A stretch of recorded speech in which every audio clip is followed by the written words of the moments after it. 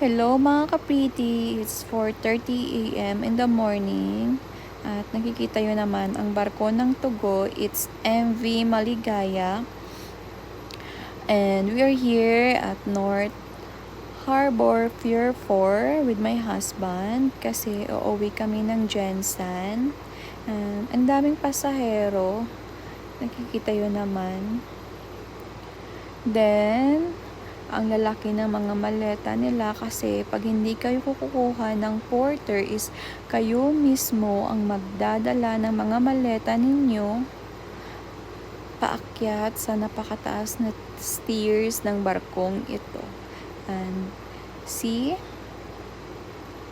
hihingalin talaga kayo pag ang dami yung dala.